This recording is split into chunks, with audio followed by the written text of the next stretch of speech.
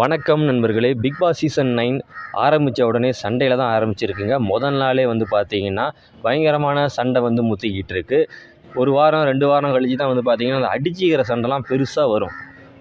அந்த மாதிரி தான் போன சீசன் வரைக்குமே இருந்தது. இந்த சீசனில் என்னடான்னு பார்த்தா முதல் நாளே ஒரு வெல்கம் பண்ணின்னு ஒரு நட்பாக இருந்து அவங்கள பற்றி வந்து ஒரு இதை பற்றி கேட்கலாம், தெரிஞ்சுக்கலாம். அவங்க என்ன பண்ணிட்டு இருந்தாங்க, அவங்க எதனால் வந்து இந்த அளவுக்கு இந்த ஃபீல்டுக்குள்ளே வந்திருக்காங்க, ஸோ அவங்க லைஃப்பில் எப்படி போயிட்டுருக்கு அப்படிங்கிற ஒரு சில ஆர்வமான விஷயங்களை கேட்பாங்க அப்படின்னு பார்த்தா, இவங்க வந்த உடனே போட்டி பொறாமையோடு தான் இருக்காங்க அப்படிங்கிறத வந்து காட்டுறாங்க.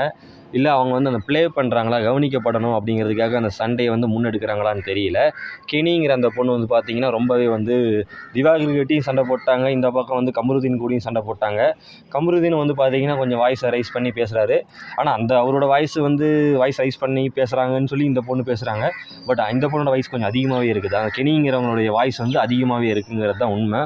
அதே மாதிரி திவாகரை வந்து கொஞ்சம் அந்த ரொம்ப ஷேம் பண்ணுற மாதிரி தான் எல்லாருமே நடந்துக்கிறாங்க. அதே நேரத்தில் அவருமே கொஞ்சம் கம்முன்னு இருக்க மாட்டேங்கிறாரு.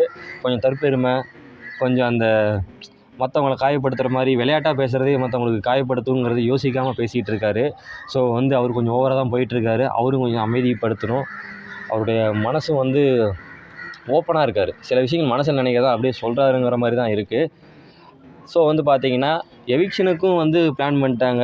ஸோ வந்து நாளே அதை பற்றின கேள்வியை வந்து முன்னெடுத்திருக்காங்க. இந்த மாதிரி உங்களுக்கு பிடிக்காத நபருங்கிற மாதிரி தான் அந்த கேள்வியிலேயே இருக்குது. சொல்லப்போனால் வந்து பார்த்திங்கன்னா நீங்கள் அவங்கக்கிட்டேருந்து திருத்திக்க வேண்டிய விஷயத்தை என்ன சொல்ல விரும்புகிறீங்க அப்படிங்கிற மாதிரி ஒரு கேள்வி கேட்டிருக்காங்க. அதுக்கு வந்து அவங்கள குறித்து அவங்க மென்ஷன் பண்ணணும்.